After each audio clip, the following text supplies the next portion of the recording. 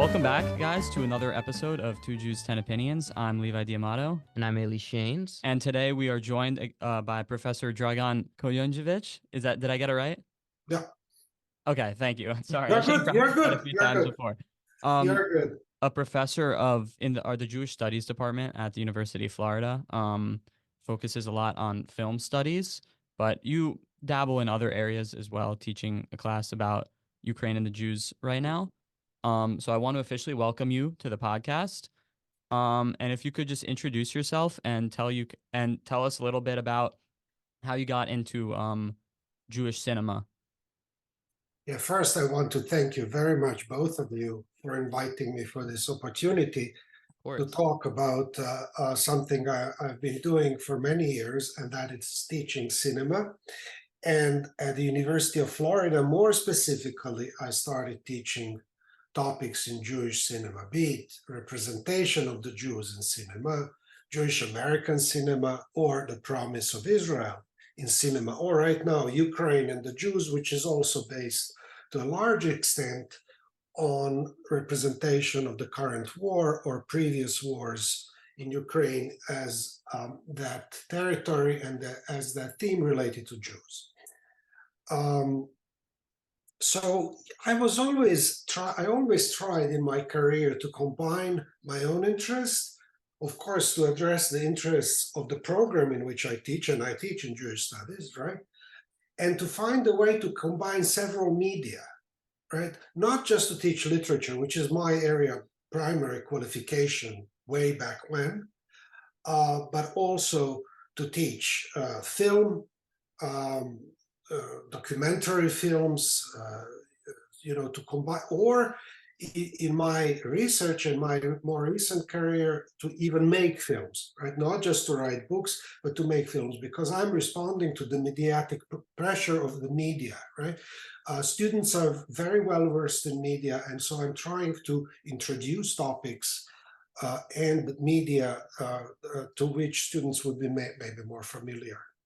Wait, can you elaborate on that more? What did you say? The Well, media? what I'm saying is that you see, I could teach courses on, let's say, poetry or literature, right? Or write essays on poetry and literature, which I did a lot in my career. But I also became more and more aware how we are, all of us, more drawn to expression in other media, right? Like you and I are now talking on a podcast, right? I'm well aware that this will reach many more people than if I just wrote an article in a scholarly journal. But not only that, it gives me opportunity to create works or teaching, research which cross boundaries. So for example, when I made my own films, and one of them is related to the history of the Holocaust in Europe, but I will get to it in a moment. I try to make as many, it's a kind of a platform which combines presentations, filming, writing about my own film commenting on my writing. In my films, I also address writing of other people, right? Or in my essays, I write about my own filming, and then I invite other colleagues to write about my film. And then we make a conference, a special volume, or maybe even a podcast, so that it has many dimensions. See, I think we cannot be limited only in our work with the written word, even though I respect the written word tremendously. This is my area of expertise. I was trained as a philologist, but I also, over the years, accumulated and developed interests in film and even in film making, for the reasons I outlined, right? Because making a film, doing a podcast, making a conference, writing a book, all of this creates a kind of installation, right? Like a museum piece which has many moving parts and has the way to reach out to as many people as possible. And that is how I also try to teach, to mix and match media, visual studies, paintings, art, film, etc., to combine a class which kind of saturates the senses, intellectual, academic, and sensory, right? Yeah, when you made your first film work, like actually filmed something, did you have a lot of experience in filming things before that? And also, how long ago was that when you first got into like actually filming things and making film works of your own? So I've been teaching film for many years, right? So let's say I accrued some experience, right, in how film should look. And however, my venture in filmmaking was it's a daring moment when I decided to make a film. My first two films were both in 2012. One film is called The First Sale, J. Hillis Miller. J. Hillis Miller was my colleague at the University of California, where I taught previously in the Department of Comparative Literature and English. So when he retired and I came to Florida, I wanted to continue being in touch with him, continuing some kind of contact, right, with someone who was very dear colleague. I actually made organized conferences and published volumes about his work. So in line of what I was describing, I thought, how can I extend that? And I thought I should film him.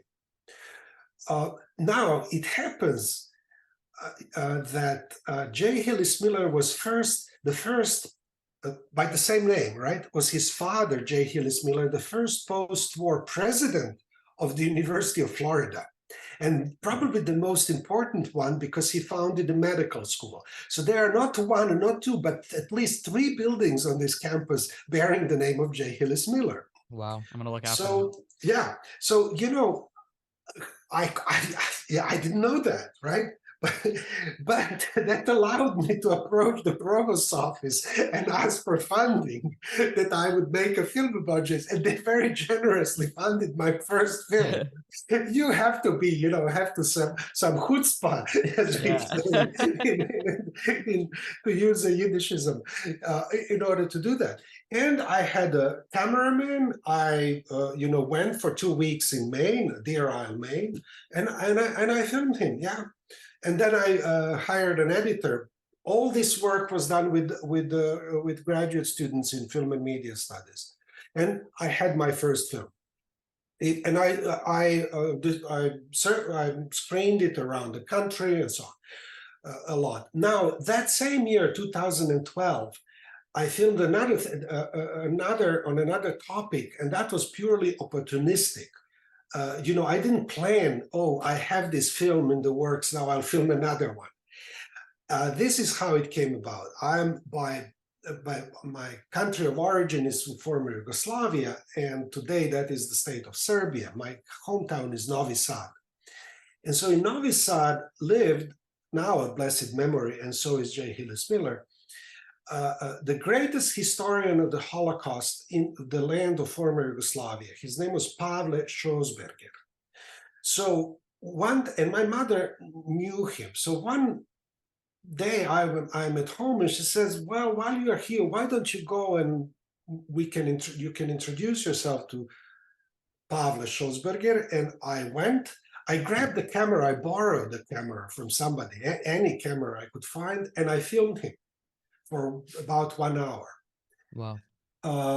And it turns out, I knew this about him, but then I learned more and more. He was documenting, he was something like L.I. Wiesel. He documented war crimes and the Holocaust in the lands of Yugoslavia, but he also went after war criminals after the war.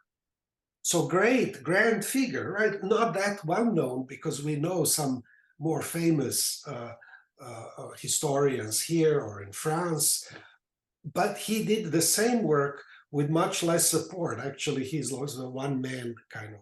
a historian of the Holocaust, and he had tremendous archive, and this is recognized. Many books of archivizations and writings about Holocaust.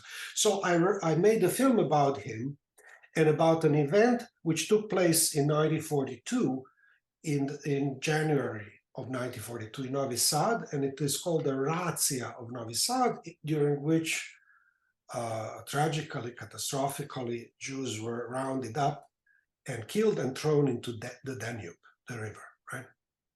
So I filmed that. I took some archival pictures from his archive. I mean, I borrowed, and I made that first part of the film. Now, the second part of the film, I said that this filming was opportunistic.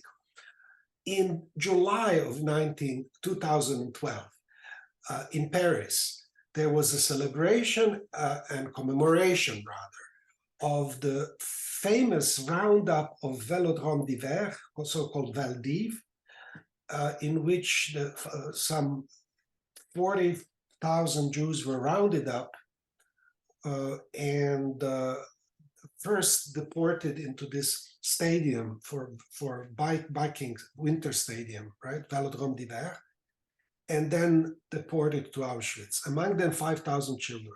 Now, the opportunism consisted in the fact that, as it happened, my father-in-law, my wife's father, also now sadly of blessed memory, was one of the two sole only children survivor of that roundup. And he spoke at that event, which was under the auspices of the President of the Republic, Mayor of Paris, and so on. Big to do, right? It's a 70 years of Valdiv. That's an event which is huge, dramatic event in modern French history, as you can imagine. He was saved miraculously. Their mother sent them, and their brother and sister, the two. So my The two wife's survivors? aunt, and yeah.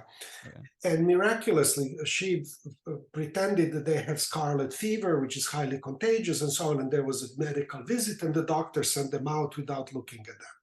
Whether he knew that she's lying or not, whether he just wanted to save maybe two children, whatever his motives were, they were sent out to the Rothschild Hospital, right, Jewish hospital, and then clandestinely hidden in the countryside of France until the end of the war.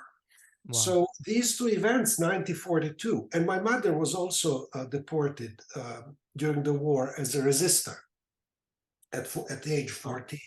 So she testifies. I had Schossberger about Novi Sad and my father-in-law about Valdiv, both events 1942, one in January, the other in July.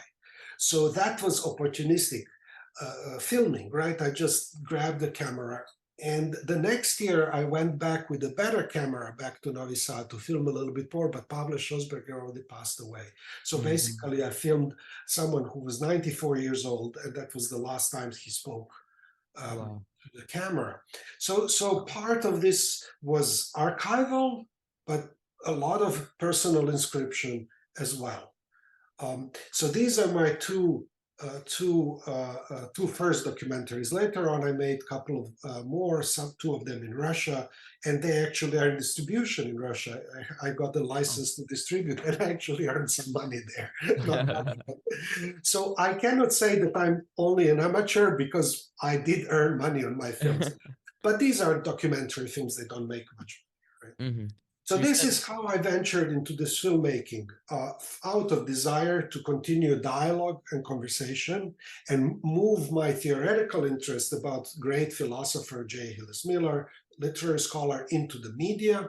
And out of that, I got a film book, I got screenings, other colleagues wrote about it. We published a film book, we had and then I screened that film and thus continued this rolling this installation, right? Both academically, cinematically, etc. And the same with the film about the Holocaust in Serbia and France, which I then presented at various venues, including screening at the Holocaust Museum in DC, around the country, in many campuses, and I had a special volume of a journal dedicated to the film, screening with participation of other colleagues, and so on. So this is this kind of installation that I try to advance in my own research.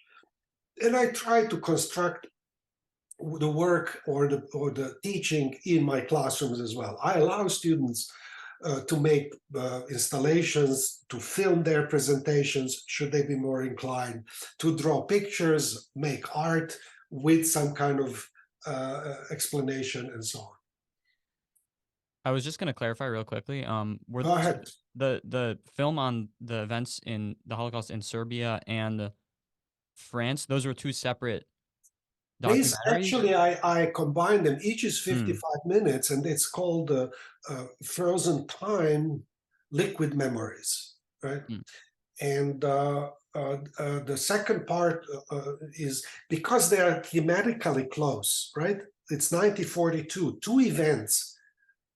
It's kind of an eerie coincidence that I filmed Schoenberger about this event the same year that I go to Paris to film in 2012 the commemoration of Velodrome d'Hiver, Veldiv. And so thematically they're close. I haven't released the film. I screened one or the other or both throughout the country in major universities, venues all along the East Coast, in Ivy Leagues and state colleges, universities, and so on. But I would like to compress it into maybe 1 hour, right? mm. So from 2 hours to 1 hour, part one and part two. That's the way they are now, just to reduce them. I'm curious, what if you're working on any films right now, or what kind of topics you're looking to portray in films in the future? I usually, well, in Russia, I filmed, I have a film about their greatest, most famous rock musician, Oh, wow. Wow. which was super fun to film. And it was filmed in 1 hour, and the entire hour is the film. I mean, this Oh, is wow. rare, What? right? Usually you have to film 15 hours for 1 hour. Yeah. I had him for 1 hour, and we made the film. And he's super smart, super intelligent, well educated. He just pretends to be a little bit dumb for the stage, right? Do you paint like a more candid portrayal Yeah, of no, him? well, Gotcha. I Down to earth. sense that there is that in him. And so we talked about Nietzsche, about Russian modernism, about, topics that nobody asked him. Everybody asked him, when do you get drunk during the day, about women and so to me, that was not interesting. He's easy to oblige, right? He's going to talk about drinking and booze and so on. But actually he can be talked to about really interesting, more interesting, complex topics. And so I drew him out in that sense. Yeah, we talked about many things, about Russian modernism, postmodernism, history of St. Petersburg, rock music, history of music in general. He could carry conversation on any of these topics. So that was my interest. The other is a film about the most famous living filmmaker, Alexander Sokurov, and about his films. And I first wrote about Sokurov. Then I wrote another article about him. Then I made a film. And now I wrote an essay about his latest film. So you see how it continues. It kind of morphs, essays into film, back into essays. I published also the transcript of the film, for example, together with an article about his work. So this is like an installation, as I said. Gotcha. And Yeah. so Sokurov is the most famous director in Russia, you said? yeah, Gotcha. Alexander Okay. Sokurov. Right now, Alexander Sokurov. well, he won the Khan Award, all of Okay. these kind of very, very prestigious, or the Venice Golden Lion, very prestigious awards. So he's well established. But Yeah. now my attitude to Russia, unfortunately, because of the war, Mm, all of this is for me a past. It will not come back mhm. ever again. I cannot go to Russia. I cannot return to these things except highly critically, and I cannot physically go. I don't want to go. Yeah. It's dangerous for Americans Mm. to Yeah. venture even, but also simply I cannot go to a country which is waging genocidal war against Ukraine, right? So Mhm. now, and intellectually, academically, I ventured into Ukraine. So I'm teaching Ukrainian Jews, where I start by showing the film based on the stories by Sholem Aleichem, Mm. the Tevye stories, right? Tevye the milkman. And then I go to then show the famous film, Fiddler on the Roof, the musical, right? With Topol, the Israeli, again, famous Israeli actor whom we saw recently in The Yeah. Promise of Israel in cinema as Salak Shabati. Salak Shabati, thank you. Yes, as Salak Shabati, right? And then 20 or 30 years after he made that film, they cast him as Tevye the milkman in the famous, based on famous musical Fiddler on the Roof, which is a blockbuster, right? And made the name of Sholem Aleichem a household name. Mm. Yeah. Sholem Aleichem, interestingly enough, he was, as you know, writer, writing in Yiddish. Not many people read that, only people who read Yiddish. Tried his hand, came very early on in the beginning of the 20th century to the United States, tried his hand on Broadway, failed miserably, returned to Ukraine, lived in poverty. He started very rich, married a rich woman, and then squandered the wealth. Died pretty poor and ill by making these readings in Ukraine in Yiddish. But then his Fiddler on the Roof, based on Tevye stories 50 or 60 years later, became the longest running musical on Broadway. So Wow. he didn't live to see it, but he became the most highest grossing writer on Broadway. Just didn't come in his life. Wow. Yeah. I'm really curious about, because you talked about the films that you've done in Russia and about prominent Russian people. I'm curious about your interests in literature and film in regards to Russian Jewry and the history of Jews in Russia, whether that's the expulsions of Jews in Russia or more modern Jews in Russia, and I just want to ask about your interests in that. Well, so I started teaching Russian Jews because my program director asked me, Dragan, you have competencies, you speak Russian, right? That is one of the area of my competencies is Russia, East and Central Europe, South Slavic lands, right? My former countries, Yugoslavia. And so I did. However, when this war started in Ukraine, you see, the problem is that Russian Jews, it's basically a topic about Jews who lived in the area that was covered by the Russian Empire, right? Mm-hmm. Or the Soviet Empire, right? But now that Russian Federation started waging war against Ukraine, I didn't want to teach anything with Russia in the title, unless it's Russian genocide in Ukraine, something Mm-hmm. like that. But furthermore, they're waging war against Ukraine, an independent sovereign country, and most Jews in the lands of the Russian Empire were from Ukraine. So it's a misnomer. Doesn't matter when you teach Russian Empire, when it's not politically charged, when you can explain that.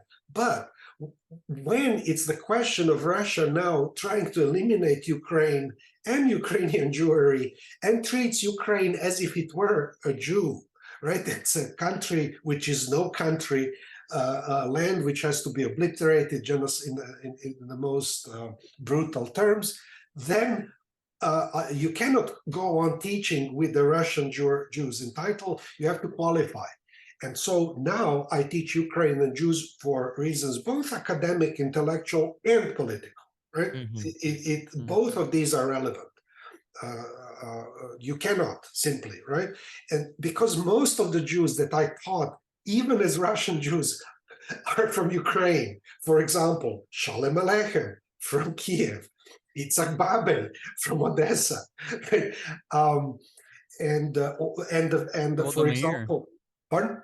And Golda the films Meir, that we are showing now, Golda Meir, Yeah. all leaders or the Zionists who made Israel, modern day Israel, Golda Meir, Jabotinsky, they're all from Ukraine, either from Kiev or most of them from Odessa.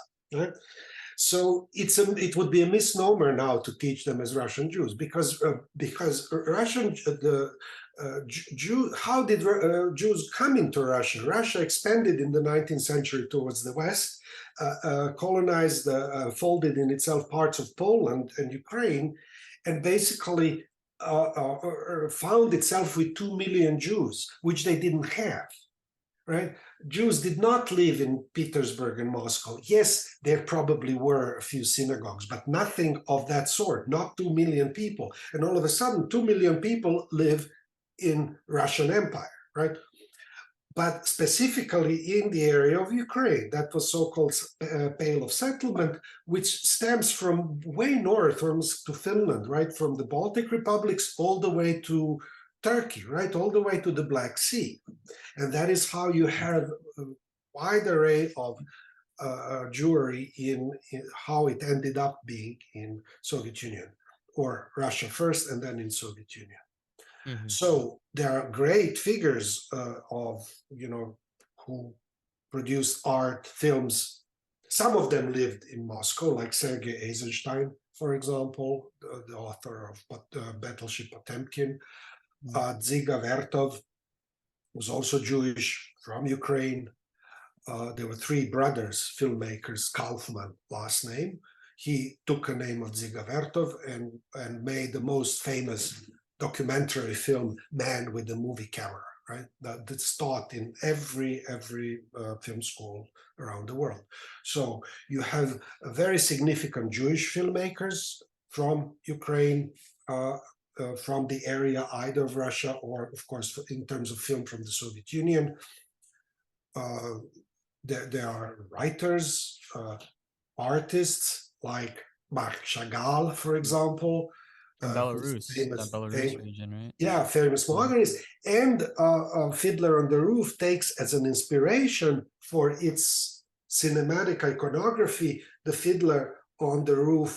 That is an image which we analyzed in the classroom of the green violinist, who is a fiddler on the roof, and they use that as an image. So you see how this more. And what is also interesting about the Fiddler on the Roof is that it is a nod to the previous film, the first Yiddish musical, which is called Yiddle mit Fiddle, a Jew with a fiddle, right? Yiddle mit Fiddle, it rhymes, it's Yiddish, right? And the leading actor or actress of the film, this is kind of vagabond father and daughter, but she's dressed up like a man, a little bit like a gender bender, right? She's a fiddler, right? And there's kind of vagabonds going through the countryside and playing. So that actress is Molly Picon, who is then cast in Fiddler on the Roof as a Yentl, the matchmaker. And this is a great nod to the first of the great musical Fiddler on the Roof, to the first Jewish, or rather, Yiddish, film in Yiddish, right? That's a very few of them, first musical ever in which Molly Picon was the fiddler. Wow.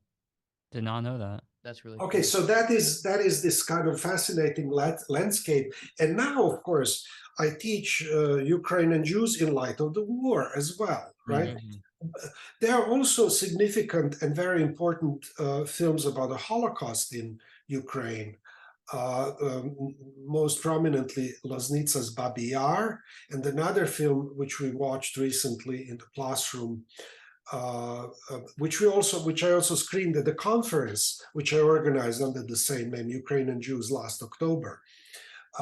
where we invited the director to speak about the film, and we screened the film, called Ukraine Holocaust Ground Zero, because the Holocaust started in the land of Ukraine as well. And then once you start digging and scratching who is from Ukraine, everybody is a Jew from Ukraine. Steven Spielberg is from Ukraine. Bob Dylan is from Ukraine. Everybody is a Jew from Ukraine, in fact. Yeah. Because that's the pool of Jewry. If there was a migration then, or escape from Soviet Union or from Russia, that's the area, right? Poland, Ukraine, not from Moscow. So many, many very significant Jewish filmmakers, artists, musicians are just one generation before, and they came from Ukraine. Now we see the president of Ukraine, Volodymyr Zelensky, is also Jewish as well. He's also Jewish, yes. Yeah. Do you cover like the modern kind of absolutely, Jewish... absolutely. I will show. And you know what is also interesting? Volodymyr Zelensky is himself an actor. Yeah. He was a comedian. He was a stand-up comedian. I mean, totally goofy acts. I will show it in classroom. We haven't come to Zelensky yet. And but this is also mind-boggling. Zelensky produced and acted, he was the protagonist of a series, The Servant of the People. A TV series that was co-produced, that was before the war between Moscow and Kiev, right? So it's in Russian, because in Ukraine, they also speak Russian. They have Ukrainian language, that's the official language. But a lot of people speak Russian, and there was a quite vibrant connections and relationship between Moscow and Kiev, Russia and Ukraine. It's a catastrophe, it's a tragedy brought upon these people that there is this rift now, in which Ukraine will never go back in any after this war, any exchange with Russia for generations. I'm sure of that. They're lobbing rockets on their schools and hospitals. So after that, this kind of rapprochement and proximity will not be cultivated anymore. However, Zelensky made a series called the Servant of the People, in which he plays a teacher, school teacher, high school teacher, who one day has a rant in his classroom, and a student films him in a clandestine way, secretly, right? And puts it on the web, and it becomes a sensation, to the point that they try to convince him to run for president, which he does, because he was critical of the government, but and then he wins the presidency out of being a nobody. A high school teacher wins the presidency. And then this is where art imitates life, imitates art. Zelensky runs as a president from being a stand-up comedian, forms a party under the name of that series, the Servant of the People, and wins the presidency as a stand-up comedian and Ukrainian Jew, Russian speaking at that, right? So it's a fantastic. It's just amazing, right? So yes, he was. Fiction. You couldn't invent this, right? And so there is still a party, Sluga Naroda, right? The Servant of the People, that is his party, that voted him in. And he was voted overwhelmingly by 70% of population voted for Zelensky. That's incredible. Our elections in the United States are decided by 2 or 3% usually. Popular, right? Vote usually 55 to 45 or 47 versus 53. No, 75%, which is a great achievement, given that Ukraine as a country has had a history of anti-Semitism in the past. And even in the Second World War, there was a nationalist movement which perpetrated killing by bullets and assisted Germans and so on. These nationalists joined the Nazis because they wanted to get rid of the Soviets, right? So they were caught. Historically, this was an impossible choice. That doesn't excuse anything. But just to tell you that Ukraine, as recently as the Second World War, had nationalist parties and movements which allied with the Nazi forces and perpetrated genocide against the Jews. The fact that that country voted in Volodymyr Zelensky, Ukrainian Russian-speaking Jew, is a sign how far Ukraine has gone into creating itself now as a modern civil and civic society, right? Where the fact that he was Jewish didn't matter, right? It didn't hurt him either, right? And I recently asked a colleague, Vladislav Davidson, who wrote 2 books about Ukraine, and he reports for the tablet regularly about Ukrainian topics, Jewish Ukrainian topics. Did people know that he's a Jew? Because, you know, he was secular, that didn't matter, right? Oh yes, he said when he ran against Poroshenko, he said during the when they were having debates that he will send his Jewish mother after his political opponent. So he himself played up this, you know, Did not know that. in a jovial, jocular way. So people knew, right? Except they suspended it, didn't matter. The fact that that didn't matter in a country like Ukraine is a huge, you know, kind of signal how far Ukraine has come a long way towards civil society, civic society, and tolerance towards the Jews. Prominent, you know, figures in the government were Jewish. Minister of Defense, Zelensky, and so on, Ukrainian Jews. I'm teaching these films about the Holocaust, Loznitsa, this latest film, some other films I will show as well. And I will teach and show Zelensky as Zelensky's here. I will show that series, Servant of the People, which made him into the president. Yeah, that's definitely I love that story, and I love that how that's Isn't it amazing? it's amazing, and it shows, you know, like you said, how far Ukraine has come, and it's a big deal. But you know, on the whole topic of, you know, comedians, I kind of want to change directions and talk more about, you know, American Jews in American cinema and American television. You know, we have directors and actors like Mel Brooks, Jerry Seinfeld, Larry David, and you know, you kind of have these shows and movies that portray Jews in a specific way. You know, you kind of got the Jewish stereotype in American cinema and American television. And I wanted to get your opinion on what are, you know, the positives of Jews in media, and or maybe what are some of the negatives of how Jews are maybe portrayed in media. You know, it might not be, there's nothing necessarily negative about it, but just the way that, you know, I feel like Jews are portrayed in one way most of the time in media, in America, you know, especially in comedies. So, you know, what are some of the positives of this? What are some of the negatives of this in your opinion? Yeah, that's an excellent question. Yes, it's a great question. One should start by asking maybe who does the portraying, right? Because yes, Jews have been portrayed in films in anti-Semitic way, no doubt about it, right? I think that American cinema, when it picks up in a comic way the figure of the Jew, it is precisely playing with some of these cliches, right? It promotes them in order to subvert them, to parody them, right?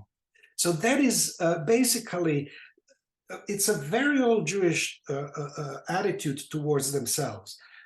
Be self-deprecatory, making jokes about themselves, first and foremost, because then you show that you're superior. Whatever somebody else tells about you, about someone, right, who's Jewish in an aggressive way, you cannot hurt me more than I have already spoofed myself and made fun of myself. And, you know, so you have this kind of auto comic aspect of Jewry, which is part and parcel of Jews being in the world. Sigmund Freud, the father of psychoanalysis, wrote a book, Jews and Their Relations to the, not the Jews. That's a Freudian slip. Jokes and their relation to the unconscious. But the whole book is about Jewish jokes. Freud wrote this book to tell 100 jokes about Jews. That's a funny unconscious slip, right? Jews and their relation to the unconscious, where he jokes, right? Where he has, and these jokes are quite brutal sometimes, because he's a doctor in Vienna, and all these jokes are about these little Jews from the shtetls and the great unwashed from down under from Poland and so on, and so they are not nice jokes necessarily, but they're jokes about Jews, right? So he even has a whole book where he reflects what it means to joke about others. Let's say Mel Brooks is the master of creating these cliches and then subverting them. But he is very sensitive that these are jokes and you laugh with them, not at them. Yeah. He's very, very, very self-conscious about these images of Jewry or racial issues for that matter. For example, in his Blazing Saddles, he has this character who is a sheriff who comes to town, right? Mm-hmm. And he's African-American, right? So this entry of this African-American sheriff is they have all banners, welcome sheriff and band, and and then all of a sudden they see he's African-American, then they roll up banners and so on. I tell my students this is the moment when Barack Obama entered American politics and all hell broke loose, right? Or some. So, for example, there is a scene in that film whereby Mel Brooks shows this kind of convoy of carts going into the West with this music of the Western, right? And the voiceover is of this African-American sheriff, and he says, as a boy, how we came to the West. So you have this grand narrative cinematically of the conquest of the West.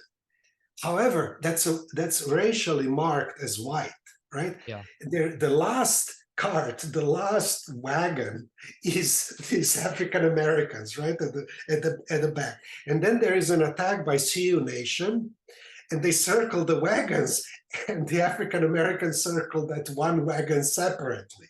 Oh my God. And then they're caught by the Sioux chief, who then encounters this African-American cowboy sheriff as a boy. They're his family. And then the following discussion ensues in Yiddish. Another Indian prods this family with this spear and says, Schwarze, which is a bad word for. Yeah. But this is in the film. It's in the film. Like if we're just quoting the film, then. But no, but it's a quote from the film. It's not me saying, right? Oh, I've seen that quote. But one should not immediately think it's bad, because it's playing on cliches. Yeah. And then what happens? The chief, who is Mel Brooks, with this kind of Indian chief, speaks in Yiddish. He says, "Oh, seid nicht meshuga. Don't be silly. Don't you see they're darker than us?" And this movie was made in what year again? In the 70s, 80s. Don't you see they're darker than us? Then he starts speaking in this upper West Side, New York. Don't you see they're darker than us? And then he says in Yiddish, "Loisen gehen, let them go." You see, he lets them go. And that is the moment where this superimposition, Indian, African-American, and Jewish, are superimposition one on the other. One race recognizes the plight of the other, the marginalization of the other. Don't you see they're darker than us, right? So using this word, yes, it makes you cringe, but it's not to make joke of them. It's to Yeah. construct this collective sense of racial marginalization and letting them go. Let my people go. This is age-old. This is the oldest call of the Jews. Let them out of the bondage. Let Yeah. my people go. Loisen gehen. And he lets them go, right? He sets them free. So the Indian chief speaking Yiddish lets the African American family go. You see, this is the superimposition. This is a great sensibility towards the racial other, right? And the plight of the other, right? The moment where they're darker than us, right? But we are also dark, right? As Jews who are receiving these kind of invectives, these kind of aggressivity, anti-Semitic sensitivity on the part of the dominant, white dominant society, right? Which is the other part of the convoy, which is going to the West, right? So, Yeah. And films often, even recent films like The Fabelmans by Steven Spielberg are trying to come to terms with what it means to be a Jew in America, what it means to make films as a Jew in America. And The Fabelmans actually take this up. He's a young Jewish man who is always beaten up by these, buffed, sport, like these blonde and tall. Yeah. But his revenge is to film them. Right? So he makes films about them.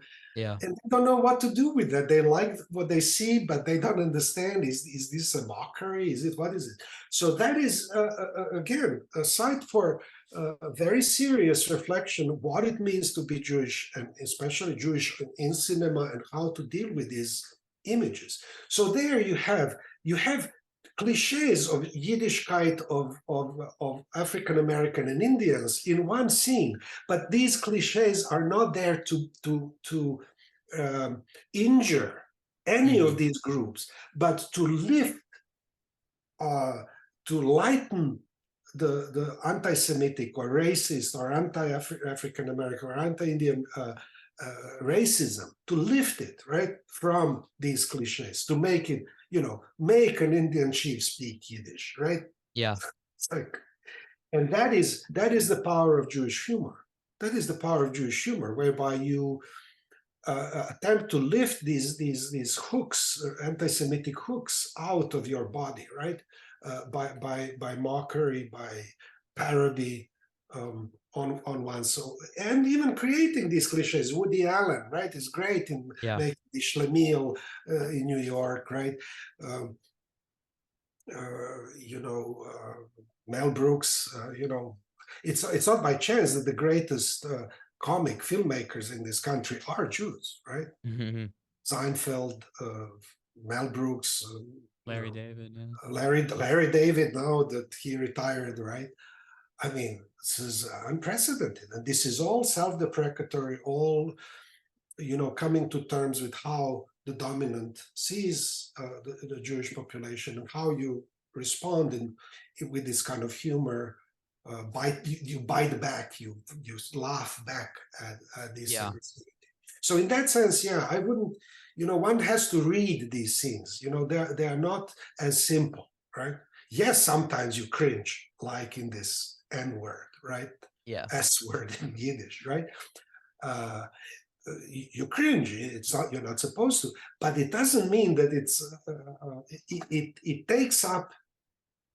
It allows itself. I would never dare use it in a classroom in any way. I would just refer to the film.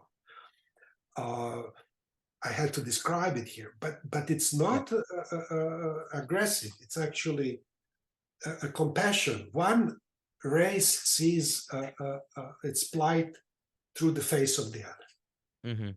And I really like that because I remember watching that at least that part of the film in high school, and I never really understood it. Like I heard it and I was like, like, yeah, like it made me What is cringe. it? And You know, because I went to a school, you know, an Orthodox Jewish school that people would say that as a very negative thing. Of Well, course, it's yeah. yeah, and it's something that runs rampant even in the Orthodox Jewish community, you know, that kind of subtle, you know, racism. But I think that it's very powerful that we have Jewish filmmakers who are not using it in that way to hurt any particular race, but it really just No, shows. no, on the contrary, you are Yeah, working exactly, through the exactly. condition because you are the recipient. Yes, there Mhm. is resentment. Each marginal group can create Yeah. its own racism, right? It's not that nobody is immune, Mhm. but this is the cure, right? You Yeah. have to work through that, show what it is, and say, well, listen, you want to think in that way, the joke is on you, Yeah. not on the person who, but it's a so these films try to bridge precisely these racial and racialized barriers. I often tell students, this is an example from Florida, that the greatest number of uh, rabbis ever arrested in United States history was in St. Augustine. They came in the 70s in support and to protest this segregation and were arrested. Yeah. They came in busloads from New York, right? For all the, so they arrest civil unrest, civil disobedience, right? The great Yeah. American tradition, civil disobedience. However, they came here because there were these episodes of aggression against African Americans, and they came to protest. Right. So the history of civil rights movement new great collaboration and approach between African Americans, Martin Luther King, and various rabbis, and so on. So Absolutely. because Jews understood very well what African Americans are facing, because the Jews are the first one. Our first narrative of liberation comes from the Old Testament, or the Tanakh. That is Mhm. the getting out of the bondage of Egypt, right? Yeah. That's the first story, first narrative of liberation. So since then, the Jews know very well what it means to be in bondage and to be, a slave. And so that's why there is that kind of sensibility towards the other, that kind of ethical drive among the Jews. And we just need to cultivate the best that is among the Jews, right? Yeah. Any way we can, philosophically, theoretically, film, literature, and so on. Yeah. Um, yeah, we have to let you go in a few minutes, but I wanted to ask you one last thing, like We about. haven't even started. Well, we I listen. haven't even. I would You love to have wanted you me. back for another You wanted episode. me to talk about the monotheist women. We haven't even touched the Well, women. okay, that's what I was getting into. I was Oh, getting better go into ahead. well, I mean, so I'm in the class right now, Promise of Israel in cinema, as you mentioned before. I was curious, did you like make any changes to the curriculum after, like, I don't know how long you've been planning this class, but post October 7, did you change any of the curriculum or did you just keep it how it is? Because as far as I can tell, it's the same, Yeah, as no, if nothing. because you see, the promise of Israel is the promise of Israel, right? It's the promise. It doesn't mean it's fulfilled. Yeah. It's next year, right? It's Yeah, next year yeah. in Jerusalem. And you say next year in Jerusalem, even if you live in Jerusalem, right? Yeah. It's a redundant, it's another Jerusalem. So what I was interested is how cinema constructed this promise of Israel, right? And how very often in the history of cinema, Israel itself learned what it should be in the future. It learned from its own cinematic image that it created very early on. There were films, The Promised Land, Avodah, which shows how these Zionists who were building Israel, right? How they imagined Israel to be, Yeah. in the future, right? They're already dreaming of and projecting it as film. So Israel, in some ways, is constructed first as a film and then becomes a reality. So I'm trying to show these things. But the Israeli cinema is very vibrant. It reflects on its own internal tensions and so on. There are many films where Israeli filmmakers, right, made films about Arab-Israeli conflict and so on. They're not shy about facing this. This is a young nation. It's a very old nation. It's the oldest nation and very young at the same time. Herzl called this Alt Neuland, old new land, right, Israel. So, but the young part, it is very vibrant. It reflects on its own conditions, and the conditions that the boundaries, the borders are not yet defined and settled, right? There are all sorts of things that are happening in Israel, and Israeli cinema is very vibrant and can reflect on it. So you don't need this particular event to find films like that, right? And I showed some of that in the survey, which I showed, the history of Israeli cinema. I showed, you remember, a two-part film. And there are a lot of films on these topics: the war, the conflict, and so on. But it's too soon for Israeli cinema to respond to these events, right? It's too soon. Yeah. You cannot have a film already. And this film would need, this is a genocide. It's very hard to make, very painful. And maybe it's better that some time is elapsed so that filmmakers can reflect, how to go about it. The wounds are still open. It's not closed, right? Hostages are still in the hands of Hamas. Hamas can stop the war if they return the hostages. It's very simple, but they don't want to. So as long as they keep these hostages, I think Israel has every right to go after its own citizens who are in the hands of the enemy. It is tragic, it's catastrophic, it's not pleasant, but there was a declaration of war on that day. Yeah. So Israel is responding. So not yet cinema, right? Not yet films. Documentaries already probably are being made, but well, I think the class has been really interesting because, we're on this podcast, we talk, pretty much exclusively about current events, what's going on now. You see a lot of really cool footage from like 60s movies, like the hippie movement in Israel, even in that documentary that we watched, and the Dimona twist, which I thought was such a great movie, which we wanted to well, talk about as well on this. a lot of images, a lot of these films are about men. Fiddler on the Roof, right? However, there is a whole, part of this history of cinema is representation of women. In American cinema, it's Yentl by Barbara Streisand, for example, and which is about a woman who wants to become a rabbi, right? So it's a blaspheming, she dresses up as a man, goes to the yeshiva, and so on. There are other complications in the film, I don't have to go with, but it's a complete gender, bender. I mean, all possible gender roles are being put into question. And Israel itself, these heroic images of building of Israel, they start with these men who are fertilizing the earth. It's very sexualized, sexually suggestive and eroticized kind of conquest of land by men.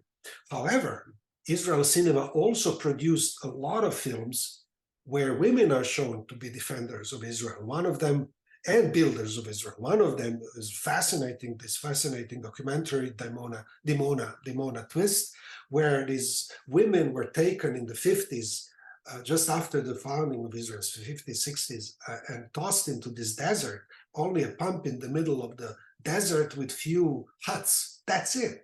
And they built the city of Dimona. And they built the nuclear power plant. They were instrumental. These women who came from Northern Africa, from Iran, which pushed them at the time right out. So they came to Israel.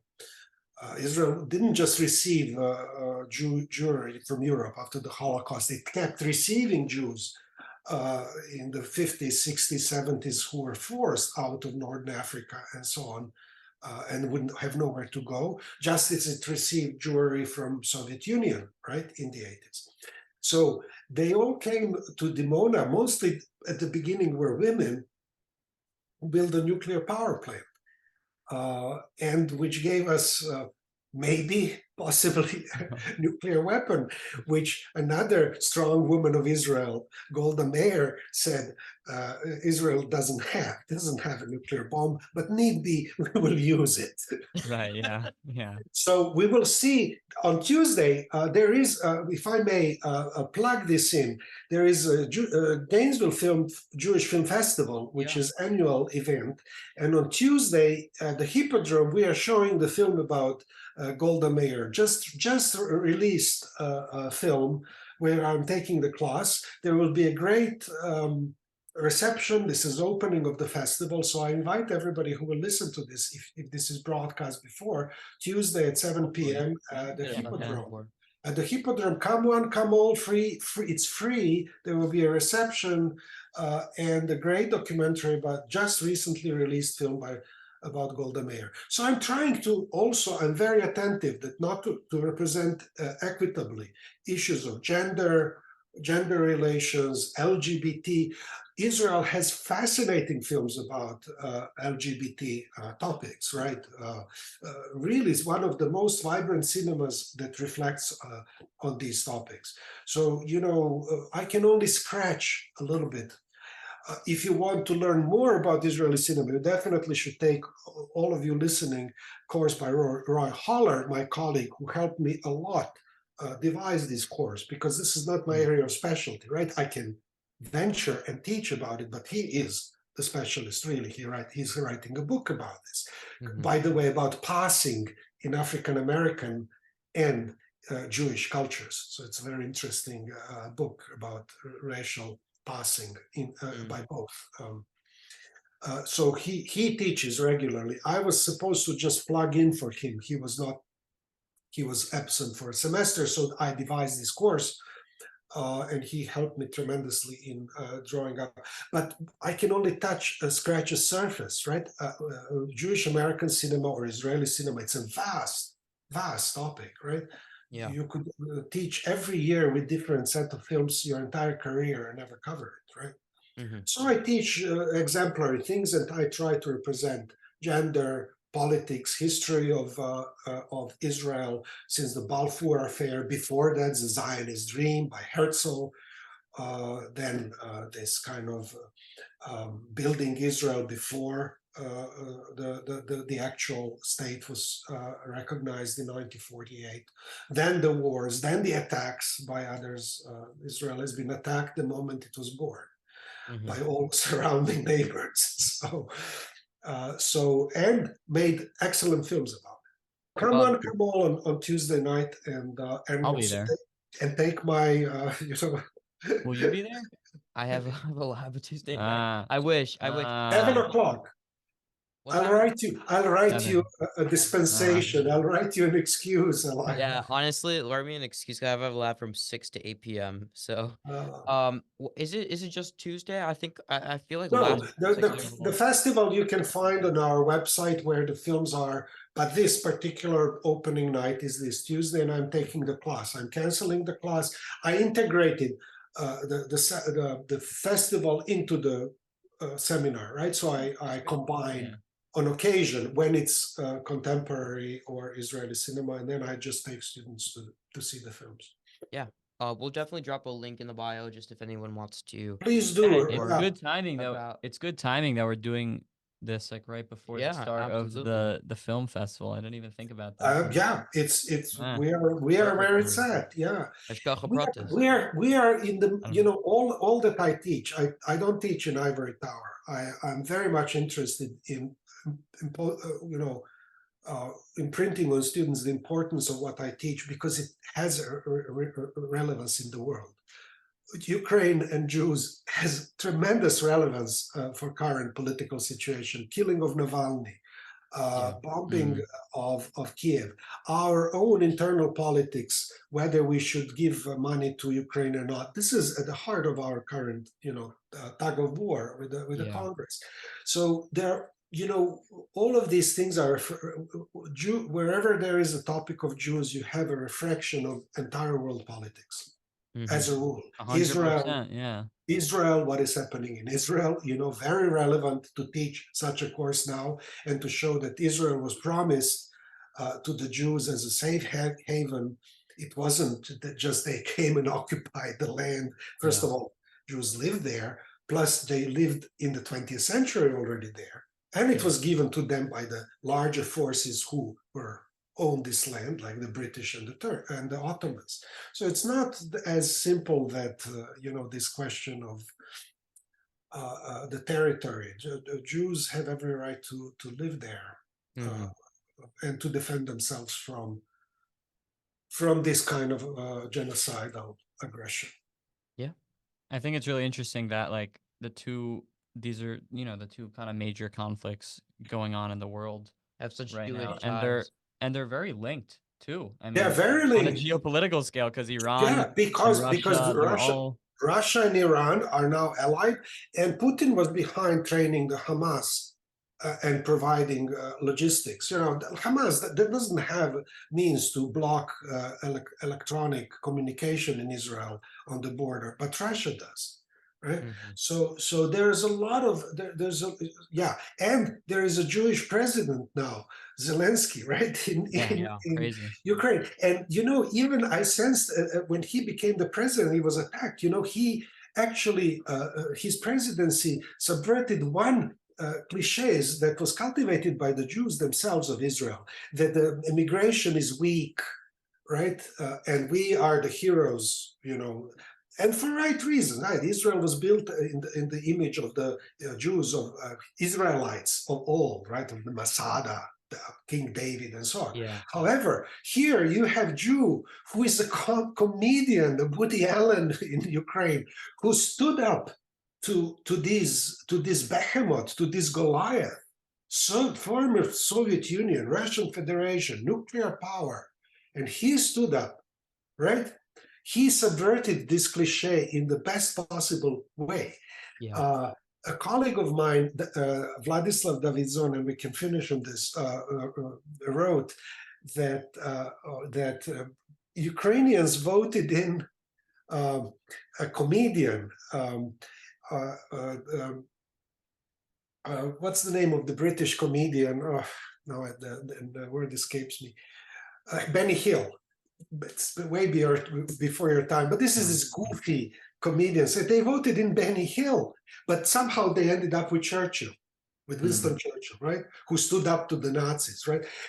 And Zelensky is tremendously popular in UK because they think they recognize in him Churchill. They recognize their own history. That's why the UK, England is supporting tremendously. So you have this kind of goofy comedian, right, who stood up and became this kind of Jew of the stature of King David, right, of the Israelite kings, right. All of a sudden, that cliche about weak Jewry in Europe, diaspora, and so on, is completely obliterated in the figure of Zelensky. Mm-hmm. Wow, that's I didn't look at it that way. Yeah, Yeah. Interesting. Yeah. It really it's an amazing way to look at it. Yeah. On that happy note. Yeah. Yeah. Well, yeah. Well, we would love to have you back another time though, because this was very interesting. Well, we can continue on something else or whatever, the same topic revisited. I just want to thank both of you, Ailee and Levi, for inviting me. This is a very, very pleasant conversation. Forces me also to think what I'm doing and elaborate and convince myself it's not all improvisation. Yeah. There is a method in this madness, as Hamlet says.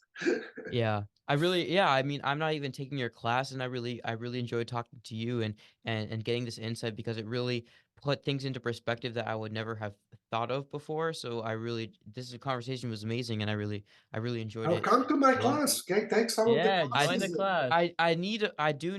I have been interested in taking a Jewish studies class for next semester, so I'm definitely going to think about it for sure. There is a Jewish American cinema. Yeah. And No, vampire it's fine. cinema, where I also teach topics Vampire. Jews like. Yeah, I did see that. I did see that on the You schedule. know, one of the greatest parodies. I'll give you another repartee if you want. Yeah. You can cut it in or not. So the greatest parody of vampire cinema was done by Roman Polanski, and within that, that's called Fearless Vampire Killers, or Pardon Me, But Your Teeth Are in My Neck. That's the title. And in that film, there is Joina Chagall, who becomes a vampire, and he's Jewish, right? So there is a scene when That's the character's name. Chagall, yeah, Chagall. Okay. So he's the vampire now, right? He's not the only vampire, but he's one minor vampire. And so there is a scene when they come to him with this cross, right? Because the cross is something that of which vampires are afraid, right? It's apotropaic. It forces the evil away, right? And so they come at him and try to push him out of the room, holding a cross. And he responds with the accent, which is obligatory here. And he responds laughing and waves a hand at them and says, "Have you got the wrong vampire?" Because he's Jewish. Cross doesn't work on him. I love it. What a way to So end the conversation. that is great comedy by Roman Polanski. Fearless seen that Vampire movie. Killers. Yeah. I haven't seen it. I have to add that to my Come watch next. Well, list. if you're taking vampire cinema, I'll show you next semester. Yeah. I love that. Thank you both. Thank you so much. And I'll see you I'll be at the film festival, so I'll see you then. Come on. Yeah. All right. Thank you so Thank much. We're gonna end this here, but Yeah. thank you, Sign off. Dragan, for joining us. It really means a lot to us.